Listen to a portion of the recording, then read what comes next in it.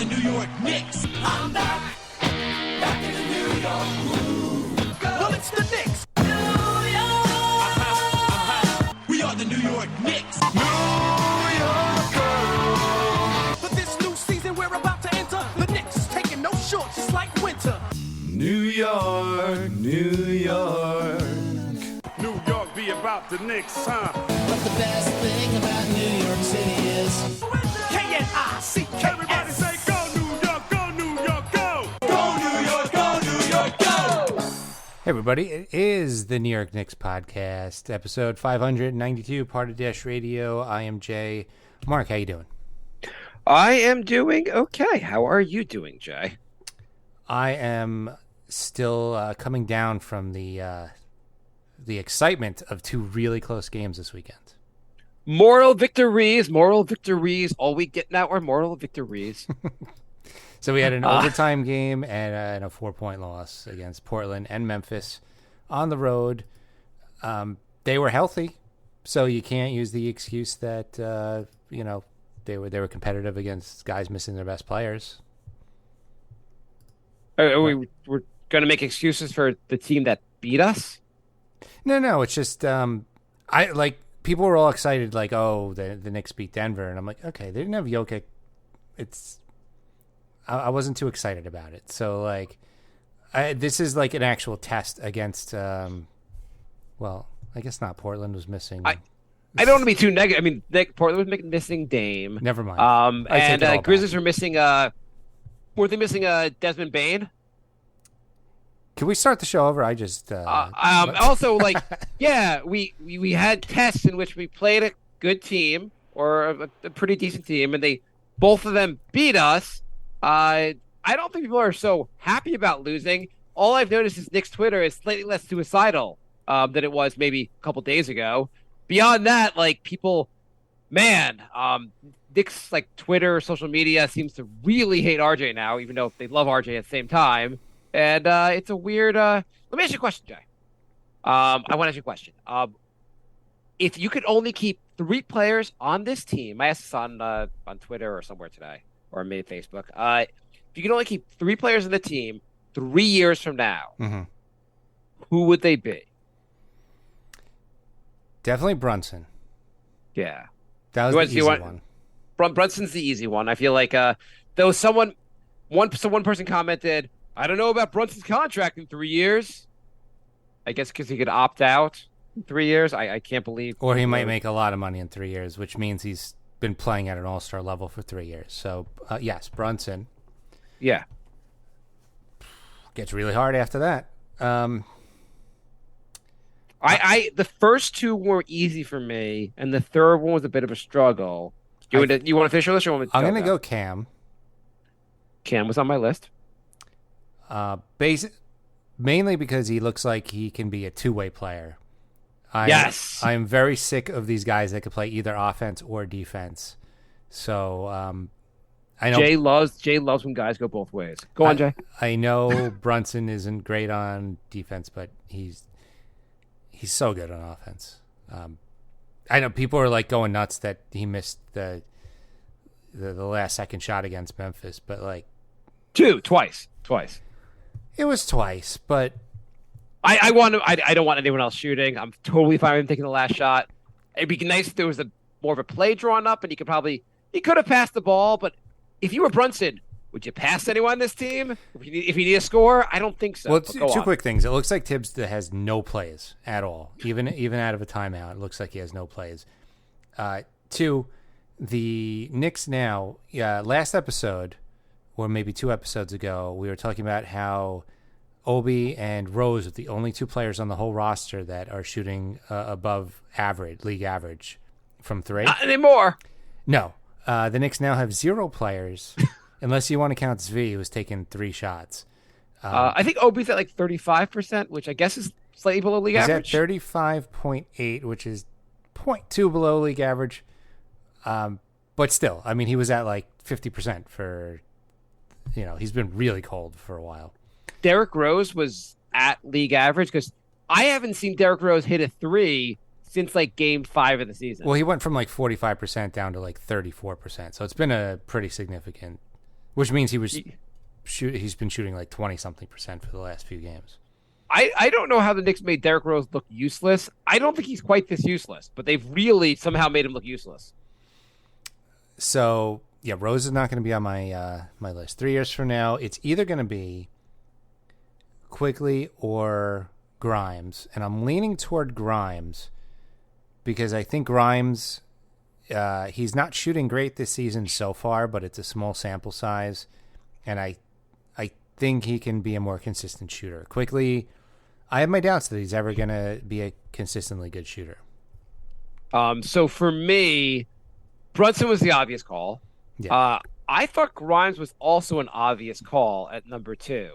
I think Grimes, like, he's shooting. He has great form. He shot well last year. I think his shooting will get better this year. He's only been back for a few games. He's got playmaking. He plays defense. His defense is better than Cam's. He's probably the best defender on the team. I like him a lot as a two-way player. I also really want, especially Brunson is so good on offense and such a good point guard. I'm fine with him not being such a good defender, even though he tries on defense. I want my other two guys to be. I like guys who can play both sides of the ball. It makes it just easier on both sides. I thought Grimes was an easy pick here. Have you noticed his playmaking ability? Yeah, he's been racking up the assists too, which has been nice. Yeah, and so then my struggle really was, do I put Cam? It's an overreaction to Cam's recent play. He's got a longer track record that says he's not someone you want to build around. I do like what he's been doing lately. His numbers are a lot improved this year. He's showing development. My struggle here was, I mean, are we really not including RJ after we just signed him for a big contract? Have we lost complete faith in RJ? And then have we lost complete faith in Mitch? Those are my two guys I was closest to considering.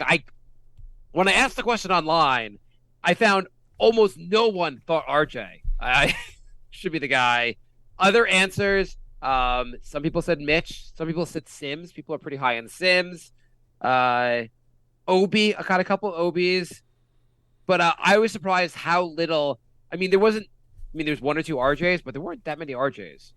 So we are NY Knicks podcast on Instagram, Facebook, and Twitter, and Mark asks these different questions every day. So follow us, and you can join in on the conversation. Exactly. We're also NY Knicks podcast on Patreon if you want to help support the show. Get the plugs out of the way at the beginning of the show this time. Get the plugs out of the way. I was just surprised on the answer. But yeah, so a couple things. So you want to talk about the games briefly? Yeah, just to go back to that, when you say keep guys 3 years from now, I wouldn't use the term build around. There's a difference between wanting to keep them and like building a team around them. Right. No, I'm not arguing Cam and Grimes are centerpieces. I'm just arguing they're guys you'd want to have on the team. If you can only have three guys on the team 3 years from now, those are the three guys you'd want. Yeah. Everyone else is a little more suspect. RJ, I'm not getting rid of anyone, but like, I think Grimes has greater value. He's not going to cost as much as RJ. As RJ. At the same time, I think he gives you more as a complete player than RJ does. RJ's defense this year has been trash. Even though actually RJ's been trash generally. Julius Randle has been a better offensive player than Grimes, but his defense is Grimes' defense is a lot better. You'd rather have Grimes as a complete player than Randle also. Yeah. When you say lose faith in Barrett and Robinson, I'm not sure I was ever really fully on board with either of those guys. So it was come a little on, we've easier. been on board with give me that crap. We've been on board, especially with RJ Barrett. There are times when we're very much on board with him. I feel like we've been talking about his consistency since his rookie year. So we were excited about him. We were hoping that he would get to that point, but I think the Knicks as a fan base collectively just assumed that he would have this big year 4 leap based on nothing. So you made a point on Twitter, and I'm not sorry to keep talking about things that we said on Twitter, but someone else made some comment like, well, I don't understand why the Knicks got Brunson, which I thought was a weird comment. Like, just in the regards of their point wasn't that Brunson's bad. Their point was, I guess we should only play young players and just lose otherwise, which I thought was weird. Brunson has been goddamn awesome. You get someone, Brunson 25 years old? I think 20, maybe 26. Yeah. Either way, you figure out point guard. It's never too soon to get a really good player. He's 26. You're right. Yeah. But you made the point that the Knicks got Brunson. It wasn't just that they were thinking about getting Donovan Mitchell. It was they expected that Obi, IQ, RJ, Grimes would all make a leap to this year. And did you think they were going to do you think the Knicks thought they were going to make a leap from like good player to like how big of a leap do you think they made? Like incrementally better, great player? What kind of leap do you think the fan base and the organization expected? I think the organization expected fairly significant leaps because it seemed like they locked up salaries, they gave out big contracts, not just Brunson, they gave big contracts to Mitch and RJ too. I think they were expecting pretty significant leaps, and if they did, this would be a completely different conversation because then you have a solid starting five. But none of those leaps happened. Has anybody on this roster made a leap? Well, you could argue Cam has gotten a little better. I mean, it's not even argue. He has gotten a little better. Mm-hmm. You could argue while Grimes' shooting's not quite there yet, his playmaking is better. Like, overall, his game looks better. You could argue, like, some guys are looking better. IQ, his offense, his shooting is not better, but his rest of his game looks better. It's incremental growth. RJ, he's doing something. I know RJ's actually his 2-point, his finishing at the rim is actually a little better this year, and his free throw shooting is a little bit better this year. I think the frustrating thing about RJ is once every week or two, he has a game where you're like, yeah, this guy's definitely got all-star potential. What's the problem? And then it'll be 2 or 3 games of, oh my God, we signed this guy to a long-term contract. It's frustrating. It's also the other side of the ball. You would be if he was playing really good defense, you would say, okay, well, he's at least giving us something on defense. Mm-hmm. RJ doesn't give you that much if his shots are not falling. He's not an amazing rebounder. He's not an amazing passer. He doesn't play that good at defense. He's, in many ways, the same frustration people have about Randall, they could have about RJ. I think people were okay because RJ did seem okay on defense last season. And so I think people were kind of giving RJ a pass for his inconsistent offense. But this season, I don't know what's going on, but his defense has been so bad.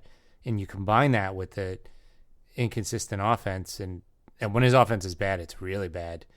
Randall has taken RJ under his tutelage for defense. Now in this play, you want to just kind of stand around and not do anything. Got it? It gives you energy for when you dribble the ball for 20 seconds on offense. I came to the realization late last year that I thought RJ and Randall just really don't work well together, and I'm gonna stick with that. I just think those two players cannot. It's tough to have them occupying the floor together. Well, you can't have two inconsistent offensive players that need the ball a lot who also play bad defense and don't really pass as much as they should. Randall passes. Actually, Randall's, in fairness to Randall, whatever you want to kill him, all his offensive numbers don't look that bad this year. Yeah, it's true. I mean, Randall did have 9 assists last game. Actually, if RJ Barrett had Randall's numbers this year, people would be people would be celebrating. Oh yeah, absolutely. I mean, let's look at as much as you want to kill Randall, he's been terrible on defense. The same lack of hustle, and whatever you want to say. Though his defense. I don't know if it's lack of hustle because he's been hustling on offense now. Like he runs down the court. Like they're like the other. One of the 2 games this weekend I saw. I think it was the last game against the Grizzlies. There's one play where he pulled an Obi. He ran on the fast break and Brunson hit him. I feel like Randall is kind of like the way Melo was, where one-on-one defense he's pretty good, but kind of gets lost when the other team's setting picks or running around screens, and then he's kind of like, I don't know where to go, and then he kind of just freezes. Yeah, I feel like maybe he just doesn't. I don't know. There's a lot of him like standing around not knowing where to be. So here's an interesting comparison. 2 years ago, Randall was an all-star, right? Mm-hmm. Yep. That's a fact, and we all thought he was good. Yep. Most improved player. Yep. So 2 years ago, he played 37 minutes a game. This year, he's playing 33 minutes. Obviously, that's 2 years ago, he averaged 45% for his field goal percentage was 45%. Mm-hmm. You know what it's this year? 46%. Okay. Actually better. Improvement. 2 years ago, his 2-point his 2-point shooting percentage was 47%. This year, it's 55%. That's good. It's very good. 2 years ago, his effective field goal percentage was 516. This year is 530.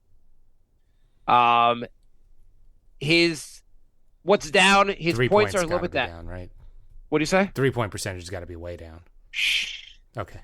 3-point percentage, it was 41% versus 33%. Yeah. Though effective field goal percentage is higher, his true shooting percentage I think is higher. His rebounding is maybe is slightly lower. His assists are down a little bit. Overall, though, it's not like he's having a shit season like he did last year. You'd expect assists to be down with Brunson on the team. Yeah, I mean, before his assists were a little bit elevated by like he could get. There's two things that are hurting his assists. One, the offense is no longer running through him, which is understandable. And two, no one could shoot on the team. Yeah, that is true. That's a bigger thing. Everybody on the team would probably average one more assist a game if anybody could shoot. Oh my God. Yeah, but like RJ's like, I passed the ball. It's not my fault. No one else can shoot like myself. I wonder if somebody's keeping track of that. Brunson is probably averaging like 16 assists a game. It's just everyone's missing the shots. Yeah. You know, I'm just gonna check if it's still there. Yeah. So the Knicks are I think we talked about probably last show or whenever. The Knicks are the worst 3-point shooting team in the NBA. Can you win being the worst, being this bad at shooting threes? Not in 2022. By the way, the Hawks are 27th, which is really surprising for a team that's built on 3-point shooting also. Yeah.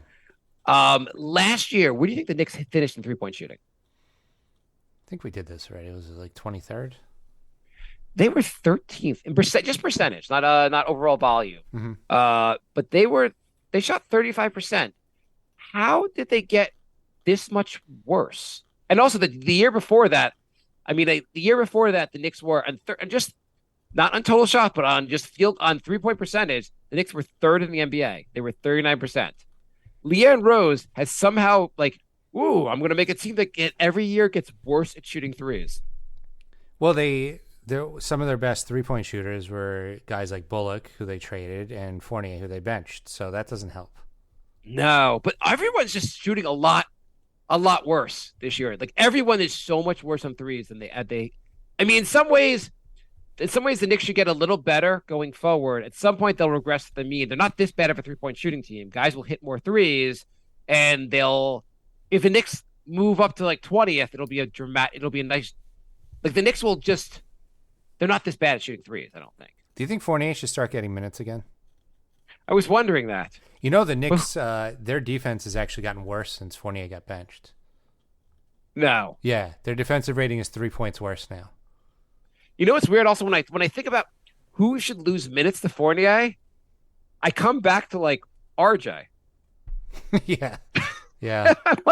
Let me see he can't hit a three. His defense isn't much better than Fournier's. It's really hard to know what to do with this team. By the way, hang on. I want to make this point. You also, just something else you said on Twitter that I was really surprised. Someone pointed out, as of right now, and I don't know if it's still true because it's based on the Wizards winning. Let me look on this on Tankathon right now. The Knicks were going to have three picks in the top 15. So right now the Knicks have if things just settled today, they're not going to. The Knicks have the 9th pick. They would have Dallas's pick, which is number 10. And then they would have Washington's pick at number 15. And someone said, well, look, this is the bright spot. And your comment was where are they going to get minutes? What's wrong with you? I said that? You said something along those lines, and maybe I'm misquoting you. I thought I made a joke that they're going to trade all three of those for the 23rd and a future second rounder. I'm pretty sure that's what I did. Okay. I think somebody replied to me, where are they going to get the minutes? I'm always so sick of when people are like, where are they going to get the minutes? Where are they going to get minutes? Well, it's not like we have 15 Michael Jordans in this team. How about if they play better, they get the minutes? It's based on performance. Yeah. And also, it's not the worst thing to have some young players in the bench who are not getting minutes yet, but will going forward. I mean, why have a guy like Svi on the bench? Who gives a crap about having that guy on the bench? He's shooting 100% from three. I think Svi should get some run. Until RJ gets his shit together, play a guy who's shooting 100%.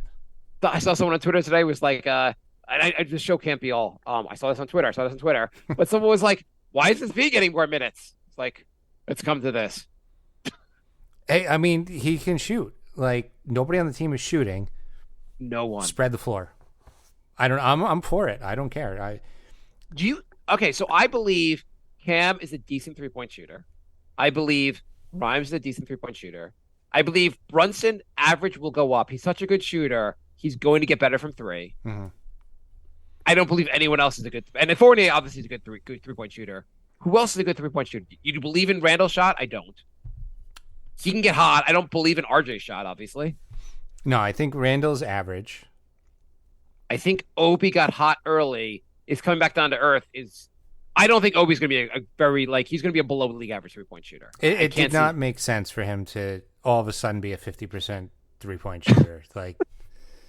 Yeah, that had fluke written all over it. I was looking the other day at Steph Curry's career stats. Mm-hmm. I just can't believe how high volume this guy shoots from 3. And I know you watch him; he's amazing. How could you shoot like 11 threes a game and shoot 43% from 3?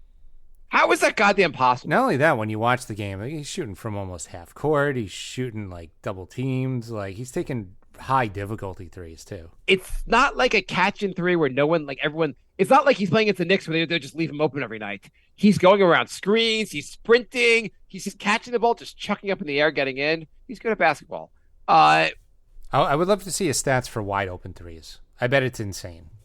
It's got to be like 65% or something. It's better than Mitch's dunk rate.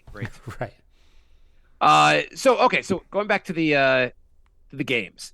So the Trailblazers game, did you have any issue with the refs in the Trailblazer game giving Jeremy Grant 28 free throws?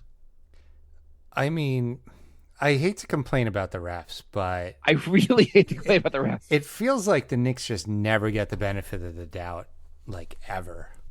He shot 28 free throws. The Knicks shot 28 free throws. Yeah. Is it really something? The Portland shot 51 free throws. Were the Knicks fouling too much, or were the refs just blowing their whistles too much? A little of each. I feel like, one, the reffing is wildly inconsistent from game to game. And two, the way the game is called, it's so hard to even play defense. What happened in not calling rip-through fouls? The last 3 games I've seen a player catch a Knick on a rip-through foul. Which one's the rip-through? That's one of the guys holding the ball, and you put your hand up as a defender, and you just push the ball into his hand, and then they call a foul. Oh, the swipe. Yeah, I think they call it rip-through, but yeah. Okay, you kind of you bring arm. the ball from your right to your left, basically banging the ball into the defender's arms, and the refs call a foul on the defender. Is that different than when you put your arm out there and the player just swipes his arm up and it hits your arm and they call a foul? Yeah, it's the same thing.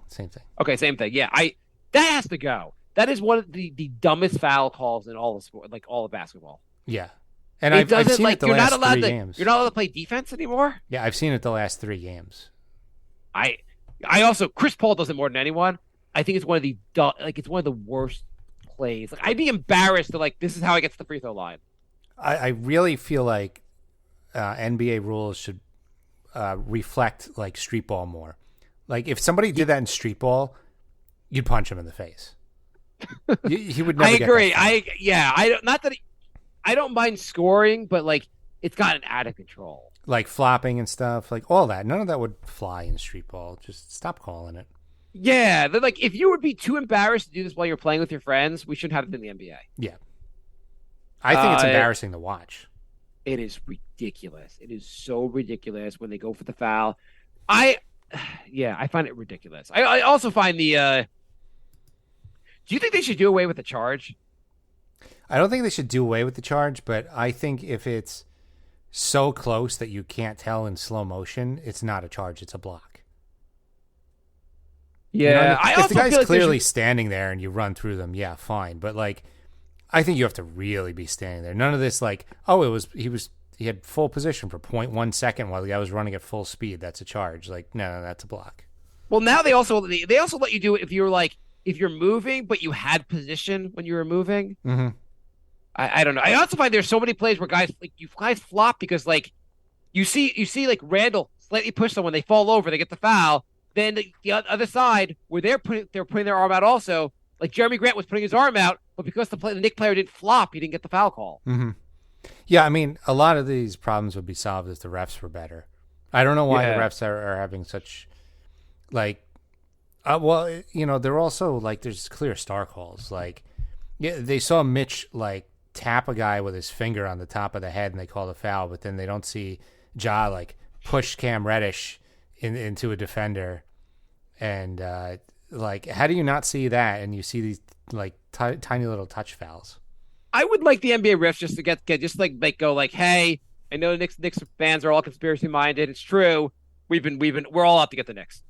That would at least be like one of the great answers to life mysteries, because the Knicks are not this bad at fouling teams. I don't know what the stats are, but there's some nights where you're like, come on, you guys don't have money bet in the game? This is ridiculous. There was one play where I forget who barreled into Jalen Brunson. Brunson had position. He was just standing there. But the guy on offense kind of tried to move out of the way, so his shoulder hit Brunson's shoulder and knocked him over. And Wally was like, on the broadcast, was like, "Oh, well, he tried to move out of the way, so I'm fine with it just being a block, not a charge." And they're like, "Well, Brunson was still standing there. Why is it okay? Because he moved a little bit." Right. It's also, and I'd have no issue if they just called it a non-call, but to make it the other way, like there should be more non-calls. Yeah. It's okay to do a non-call. Yeah, you don't have to call it a block. You could just say a non-call. The guy fell over. You already got your advantage. Yeah. Okay. Email? Yeah. Do you think just to complete these games, why can the Trailblazers find Anthony Simons at like the 24th pick, and the Knicks can't find? Why can't the Knicks find a guy like this? The Knicks have Simons. They just need 5 years of development. I mean, these other teams find all these guys late in the draft. I know people are like, you can't build for the draft where the Knicks are, which is like the 9th or 10th pick. I don't know. All the players we'd like to get are the bunch of guys that are pretty good that are drafted later. Well, it's the entire like Memphis team. Brooks, Bain, Conchar, like none of these guys went high. Aldama, LaRavia, none of these guys went high. Yeah, I mean the Knicks. People keep lauding Leon Rose for like, you're so good at drafting. Because he's not drafting like he's average at best in drafting. There was in 3 years of Leon Rose, there was one guy who the organization thinks is a starter in Grimes. That's it. Yep. Anything else you want to say about Memphis? Yeah, I mean they're a really good team. Ja gets way too many star calls. Way too many, yes. Jaren Jackson Jr. looks so awkward and like goofy, and then I look up and he's got 20 points. Yeah. Memphis is a very good team, but Knicks could have won both these games, which is really annoying. Yeah. Okay, good I mean, question. if they had anybody who could shoot, they would have won. Right. I know Brunson has now gone for 30 points in 4 straight games, and Brunson is awesome. I'm like, he's doing it at a high field goal percentage. He's doing great. But is it a bad sign that your point guard needs to go for 34 straight games? And still not win? Well, still not win also. But I feel like he's going for 30 because he's like, I guess I got to do everything myself here. Yeah, I mean, I don't even know what to say anymore. It's like they need to. It's a weirdly constructed team. Well, Brunson is really good. We got some other players. At least we're capped out. You know what the cap situation looks like?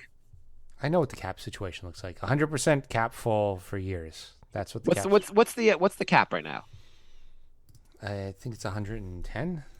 Okay, so this year the Knicks are at $142 million, really getting their money's worth. Next year they're at $151 million.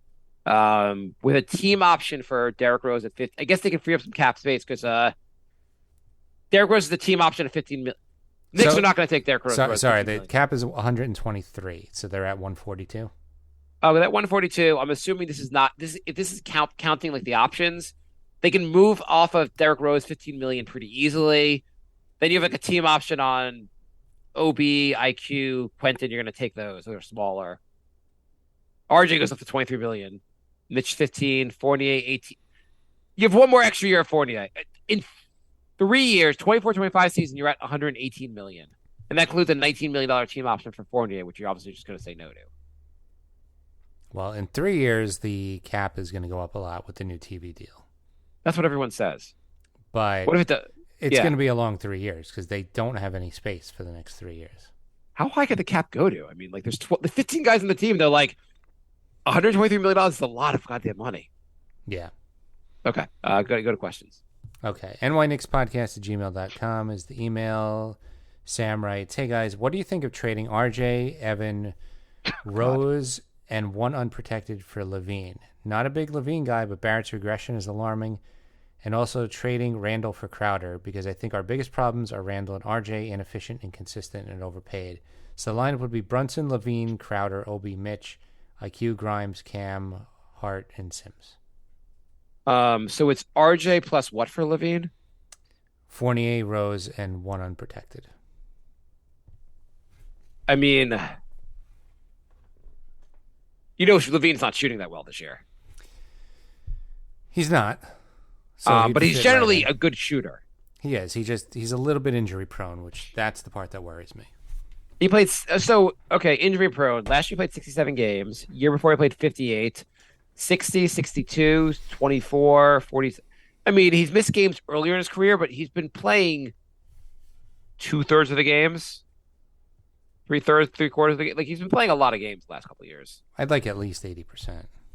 Yeah, I mean, if you're telling me that's all we have to give up to get Levine, Levine's better than RJ. Right. Would you do that? I think anytime you can make an upgrade to the roster, you should do it.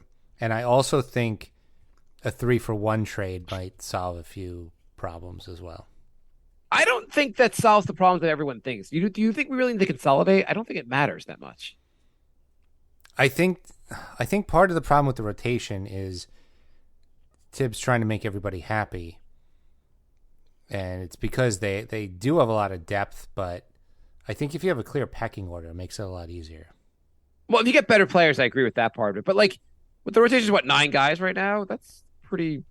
How many fewer guys are going to use? Yeah, but they're playing 9 guys, but everyone's like saying, yeah, but this guy's not playing and this guy's not playing. There's like the only guy that's not playing is Obi's not getting enough minutes. That's it, and because he plays behind Randall. Well, Sims doesn't. Sims should get more minutes. Sims doesn't even play if Mitch and Hart are healthy. Mitch and Hart are not going to remain healthy. The playing time's coming for Sims. That's not an issue. And then if you having depth at center is not a crazy thing to have. No, it's not. It's just I don't know. I'm starting to fall off the Hart hype train. I think Hart's Hart. They reported that he has a sore Achilles.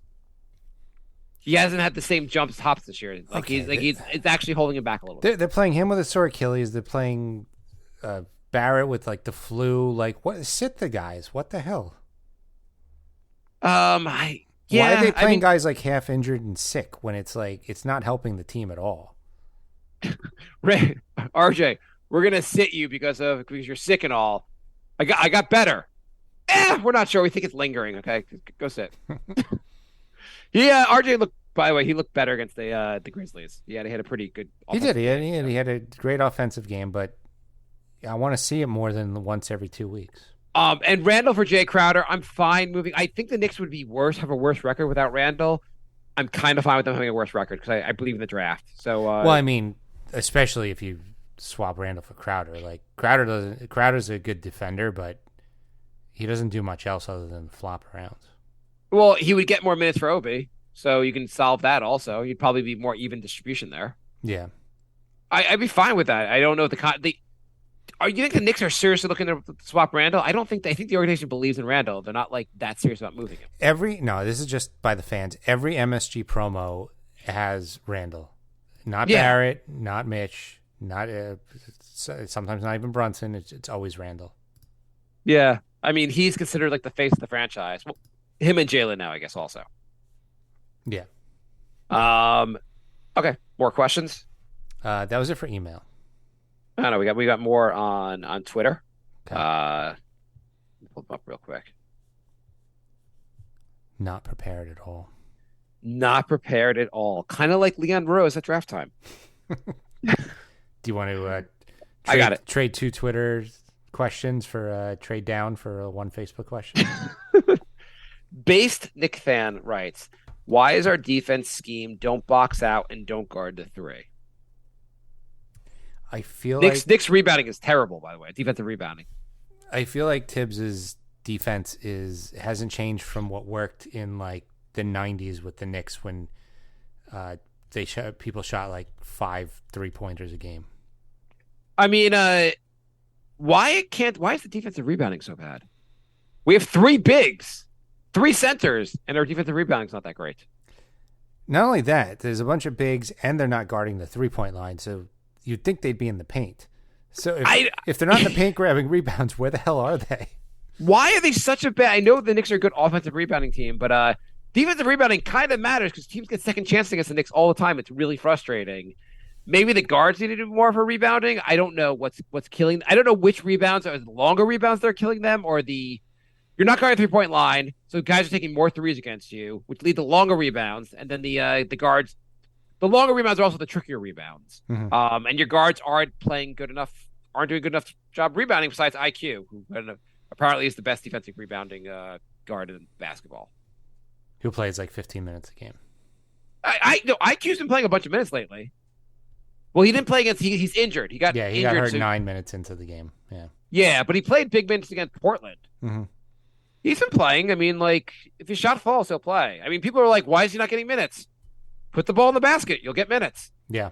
It's really, everyone's blaming Tibbs. It's like, these guys aren't playing well enough to justify 30 minutes a game. Right. People keep going like, why is so-and-so not playing enough? Why is so-and-so?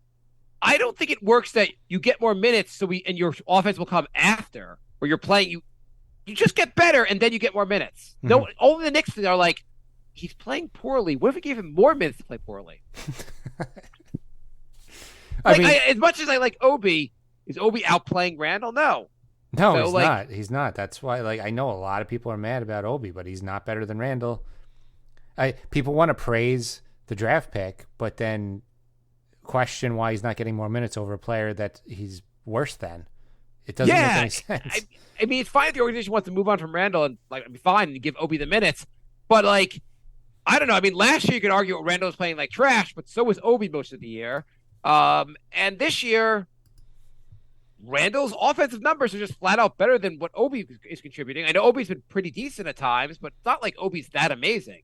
Like Obi, have you watched Obi in the half-court game?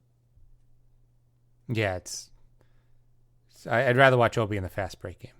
Yeah, he's great in the fast break game. In the half-court game, he's kind of like David Copperfield. He kind of disappears half the time. Yeah. But yeah, the Knicks defense. Bryce writes, what are the top in-game defensive adjustments does Tibbs need to start making? Well, how about instead of running out at the 3-point line, you cover the guy at the 3-point line? Yeah. How about stop lagging off if you're not they have all these guys that lag off the 3-point shooter, but they also don't really cover the middle either. So that's what Randall does a lot. He's like, I'm 10 feet from the guy at the 3-point line. I'm also like 5 feet from the basket. I'm covering no one. I'm playing my own zone. Yeah. Just stay with the guys a little more. They need to figure out what to do in a pick and roll. I don't. It seems like they're not calling out switch, or one guy switches, the other guy doesn't. There seems to be a lot of confusion in those situations. They have to figure that out. So there was someone I forget who it was. I think it was someone that does like the Knicks Film School podcast, like that crew. They had a video of Grimes and Cam, who both are two of the better defenders in the Knicks, their approach to guarding Ja. And Grimes, he sagged a little bit off of Ja, and basically was daring Ja to shoot like 3-pointer. You're like, Ja, like, if we're gonna get burned by Ja, let him shoot threes against us. Yeah, Ja isn't the best 3-point shooter, so then that wasn't a bad right. Strategy. He didn't play as close to Ja when he was further from the basket. And kind of like there was a pick was coming, he sagged under the pick because he was like, Ja's not shooting the 3, so it's fine. Yeah. And he actually stayed with Ja, and Ja got a bad shot and missed. Then they had the Cam coverage of Ja at the end of the game, and Cam stayed really close to Ja.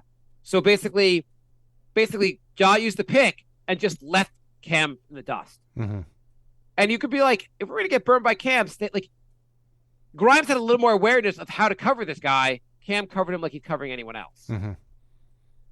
Yeah. Those are some adjustments they can make. Like, here's how you should cover this guy. At the same time, also, the Knicks are trying to stop.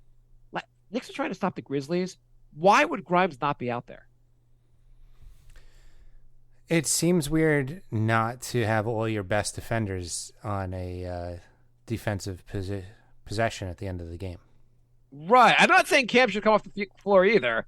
I'm saying maybe you take RJ or even Randall, one of them off the floor, probably RJ, and put Grimes out there instead and say, hey, we're trying to win the game. Absolutely. You would take RJ out in that situation.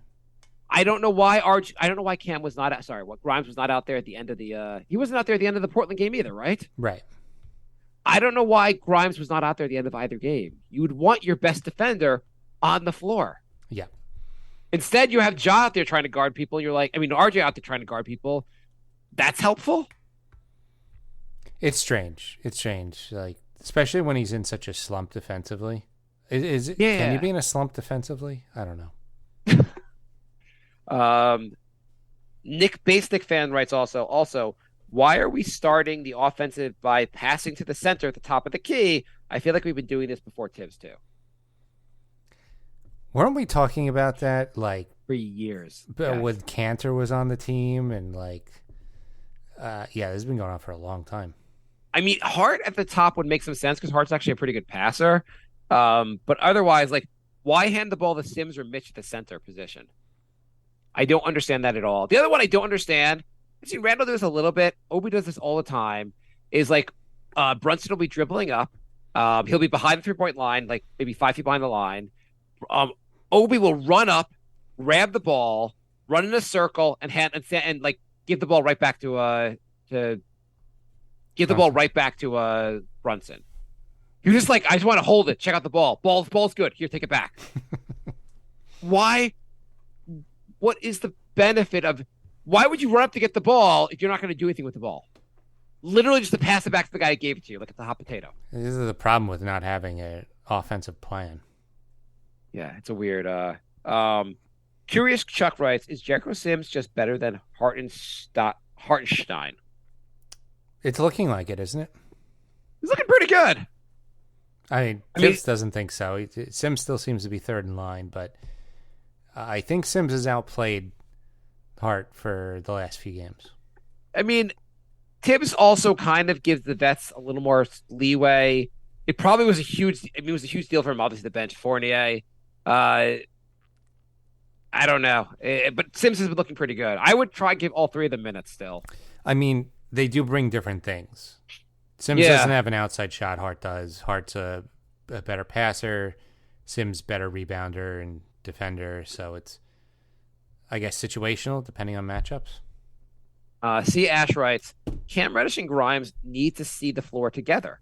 I think their games actually complement each other. Grimes passes in a way that takes advantage of Cam's cutting, and Cam has a reliable guy to spray out to. Defensively, they need to be they'd be a nightmare together. This needs to happen. And Skull Cam fan writes 100%. Why not do that with IQ and Mitch out there too? Let's have like an all defensive lineup and see what happens. Well, they did. So they were both out there together against the Grizzlies for a short span yesterday. I want to see more of that. I like the fact that at least Tibbs was doing it a little bit. But yeah. And if they're not going to hit shots anyway, play all the defenders at once. I mean, you can get Deuce out there also. IQ looks good on defense also. I'd put IQ with them. I mean, you could also, then you could justify Randall out there because you're like, if everyone else is playing defense, like. Yeah. GN writes, do we need to sit Hart like we did Fournier? Is Tibbs ever going to be tough on Randall and RJ like he is with Obi and others and sit them for extended minutes if they aren't showing effort on D? It is a little strange that he doesn't seem to care what RJ and Randall are doing. He's sat RJ at least one game this year at the end of a game. Like there was one game he was just playing terribly and he sat it for most of the second half. People still complained. But you're right, it never happens. I don't know. GN writes also, how many games until Tibbs is fired for his questionable sub patterns? I don't think he's getting fired this season. Unless they go on this massive losing streak, I think he's safe till at least the offseason. Yeah. So you mean like in mid-January when they go on this massive losing streak? I feel like they're not really getting blown out anymore. No. I feel like even if the record's bad, they're going to keep getting these like 4 to 6 point losses, and that alone is probably going to be enough to keep Tibbs' job. Paul writes, "Who do you have more on Facebook? Who do you have more faith will improve, RJ or Obi?" I think Obi. I'd go with RJ. I mean, it's got to be RJ. Could we have really wasted the 3rd pick in the draft? Why not? We wasted the 4th and 8th and 8th and 8th. We haven't had good luck with the 8th pick. Jordan Hill was the 8th pick too, right? Jordan, yeah, he was. I have to think RJ's got to get better. I think this is a very low moment for the RJ fandom. It's got to get better in the year. And he has Obi's game. I still feel like it's too limited. RJ can do more. If it doesn't get better, the Knicks are toast. That's it. If RJ could have a pull-up jump shot from like 10 feet from the basket, if he could master that, it'd be a huge help. Right, he doesn't have to have a 3-point shot. Have a DeRozan game. Yeah, I mean, just like when you see 3 guys at the basket, you don't have to lower your shoulder. You can just pull up and shoot from 10 feet and make the basket. Mm-hmm. And on Instagram, Los Dude writes, "Who'd win this fight? Anthony Mason versus Charles Oakley, the 94-95 season." Oh, wow. Yeah. The 2 toughest Knicks. Think I would say Mason, but it's pretty close. I don't know. What do you think? Mason's stronger, but I think Oak is a little crazier. I always go with the crazy guy. It's fair. I was going with the stronger guy. I'm gonna go with Oak. Yeah. Hoops, on a different note, Hoops Height did a ranking of team asset rankings, and the Knicks were the 14th best team in assets. What do you think of that? Assets as in current players and future draft picks? Everything. Yeah. They do have a treasure trove of draft picks coming up. So they had they first of all, they had the 100, what is it called? They had a top 100 list as far as players that are assets. And number 47 was Jalen Brunson. His previous ranking was 56, so he's moved up. Barrett was at 83. His previous ranking was 65. Do you think there's a lot of teams that would pay to trade for Barrett? I wouldn't say a lot, but I think there'll be enough teams to take a why not? Like, they got to know that the Knicks are not good at developing players, and he's young, and why not give it a try? Yeah, I still think it has value. And number 88 was Julius Randle, down from 75. Yeah. So I bring this up. I thought it was more interesting to look at the. They had a couple things they also pointed out. This is all from Posting and Toasting. They pointed out the Knicks right now. How many players in the Knicks are 25 or younger? It's got to be like 8. 8, exactly. Not. I mean, there's something there. I mean, you got RJ, Quentin, McBride, IQ, Cam, Obi, Mitch, and Hardesty. Hardestein's only 24, by the way. Oh, wow. Yeah, so he's not. Wait, how old is? Why don't they include Sims? Sims has to be. Oh, they said notable. Sims is included also. Sims is not included there. Poor Sims. Anyway. Okay, so we have this year. We have two first rounders, their own pick and Dallas's pick, Maybe. And they have probably. Yes. What do you mean? Probably. I think Dallas is top 10 protected. Yes, it is top 10 protected. You're right. Yeah. I have to think Luka's not going to be that bad. Yeah. They're actually not that great this year, but yeah. And then you have the Detroit top 18 protected. I can't even fucking do this math. They have the Detroit potential for a Detroit pick, potential for a Washington pick, but that's top 14 protected. They basically have they have somewhere between 1 and 4 picks. Yes, exactly. So between now and 2029, the Knicks have 11 first-round picks. Maybe. Maybe. If yes, they don't someone could trade convert, the second. some of these are gonna like disappear if they don't convert. Does this seem like a treasure trove that people make it out to you? This is what all these protected picks is what people thought was gonna net the Knicks, like a superstar. Yeah, I mean, it's also so like the 23 to 29. So that's what is that? 70 years. So the Knicks have 4 extra picks in 7 years. So just, I mean, Knicks fans would be like, the Knicks have 7 first rounds in the next 7 years. 7's a high number. Right? Knicks have 50 first round picks in the next 50 years. Can't fit 50 guys in the roster. Treasure trove. Treasure trove. War chest. If the Milwaukee pick on 2025 is top 4 protected, so if Milwaukee's bad in 2025, that could be a good pick. Yeah, they won't be bad, but at least it'll probably convert. Yeah, that's top 4 protected. It's pretty good. I look forward to getting like the 24th pick. Yeah. And they have 8 second round picks. Slightly more than 7 years. Yes. Okay. I thought they had a lot of second round picks, but apparently they don't. Yeah, I think they traded a bunch away in this offseason. Yeah, I think they trade like 7 of them to move Kemba Walker's contract. It was a lot. Do you remember when we had all this cap space? It That all was went fun. away, and then we had all these movable contracts that all went away, and then none of them are movable. And the draft picks are the last shoe to drop. Yeah, but they also have. Do you know how many players the Knicks have the draft rights to? I think That are not overseas players. I think like 9. I am looking at the list. 11. 11. Though 4 of those players are retired. They could probably relinquish those rights. They have the draft rights to Bradley Newley, who was drafted in 2007. How do you keep the draft rights for this long? He was the 54th pick in the 2007 draft. He can never escape the Knicks. It's like a they death have, sentence. It's not even like a good thing. I mean, teams must all have these things, but Sergio Lull was the 34th pick in the 2009 draft. Apparently, he's not coming to the U.S. Wang Zellin was the 57th pick in 2016. Probably not. I don't know enough about the rest of these guys. Matthias Lazort was the 50th pick in 2017.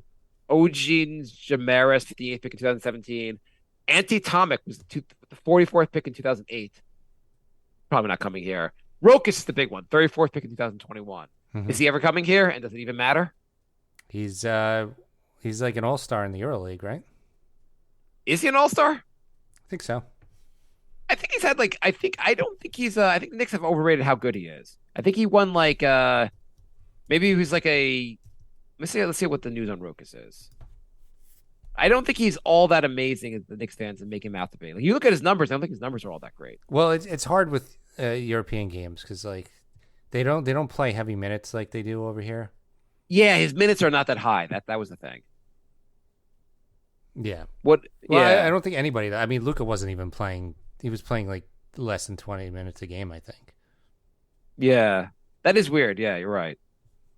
So It's- Rokas coming over here? No, probably not. Why didn't Rokas get it done? Why wasn't it Rokas for Donovan Mitchell straight up? I never even heard Rokas being included. No one, Dallas didn't give. I mean, Utah didn't even give a shit that the Knicks had Rokas. Rokas was the runner-up for the EuroLeague Rising Star Award Oh, I knew he had something about being a young player. 3 years ago. That was 3 years ago. That's still pretty good though. He just So- signed last year. He signed a 4-year contract with Barcelona. So don't hold your breath for him coming over anytime soon.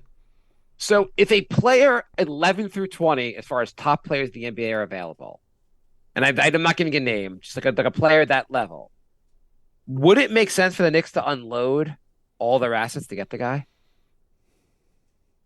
Like, I mean, like a Donovan Mitchell, let's say it's like Shea, and I don't see why OKC's moving Shea. But let's say Shea's available. Mm-hmm.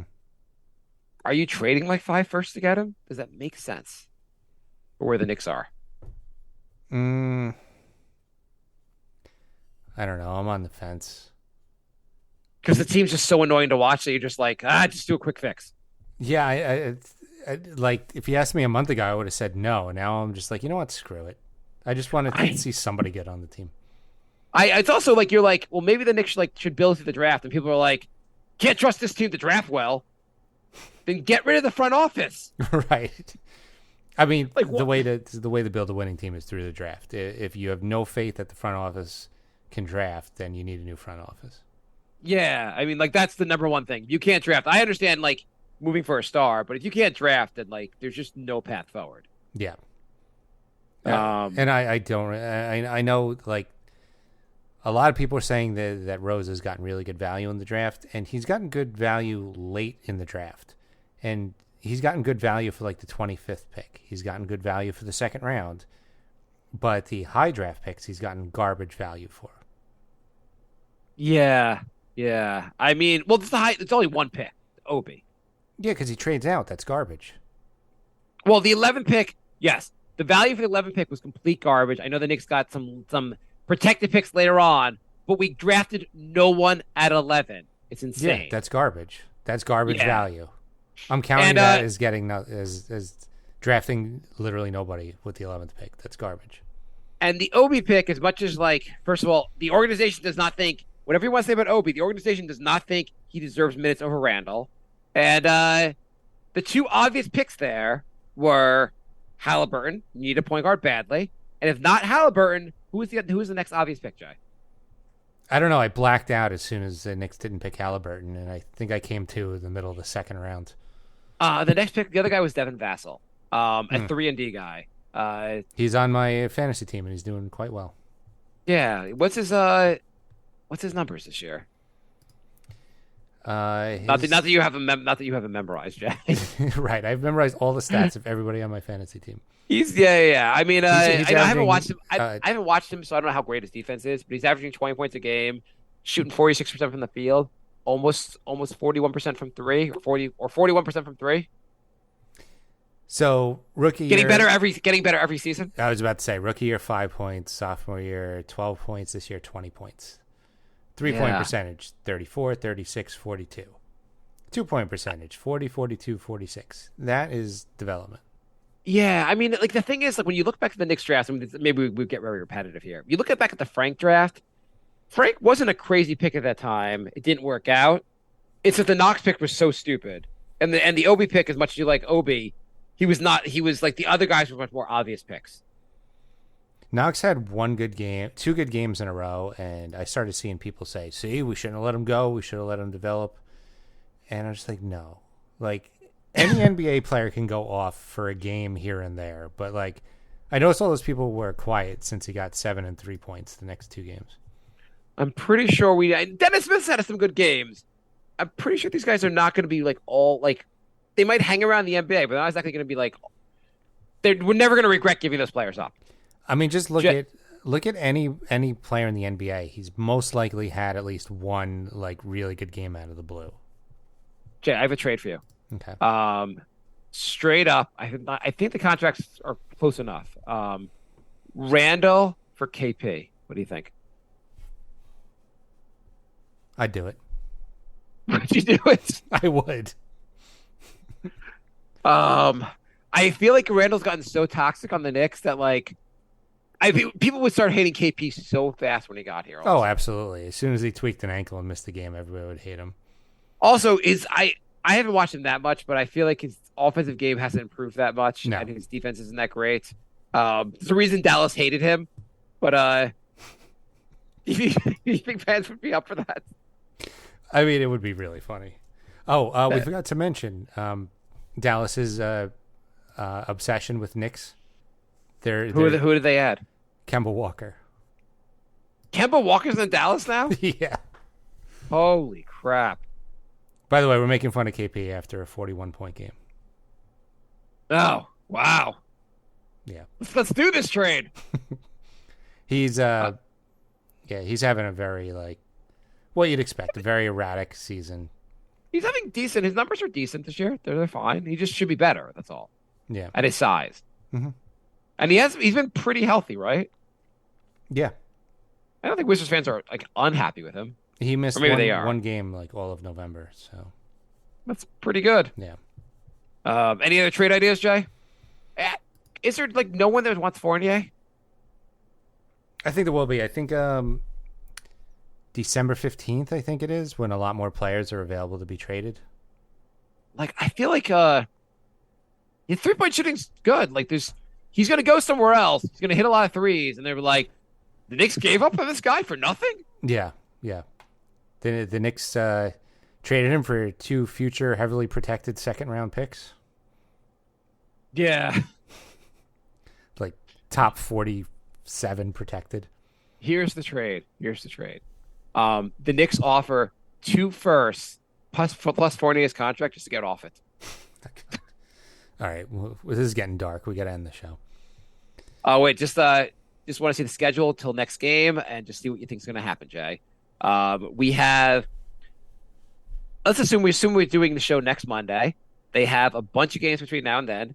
They play 4 games till then: Detroit, Milwaukee, Dallas, and Cleveland. What's going to happen, Jay? Detroit, Knicks win or lose? Win. Have to win. Have to. Milwaukee? No. Probably not. No. Dallas. This is a home game. I am bringing my son to the game. Knicks have to win, right? They're going to win. Luka's going to get like 40, 15, 12, but they're still going to lose. Does Brunson guard Luka? The Brunson can't guard Luka. No, right? no, they're going to switch. No. And then Cleveland. Cleveland. No, that's a loss. Do you know what's going to happen in the Cleveland game? Oh, Mitchell's going to get 50. 100%. Easily. 100%. You're like the Knicks like everyone's like, no, that's not a big of a deal. Donovan Mitchell will go 17 for 17 from 3-point land. Yeah. The Knicks will have not guarded him on a single 3-point shot. Yep. Okay. All right. We also have a Discord, so you can find the link to that on our Facebook, Instagram, or Twitter pages, NY Knicks Podcast, and so join that. Come chat with us. By the way, I was wrong. I said there was only one afternoon game till March. Like they're playing this Saturday at 12:30. They play on Christmas at 12 o'clock. But I'm not around Christmas. Okay. But yeah. Anyway, go on. That's completely unrelated to the show. Thanks for adding that to a conversation we had before the show. That made like no sense. Yeah. All right. Thanks for listening. We'll be back next week. By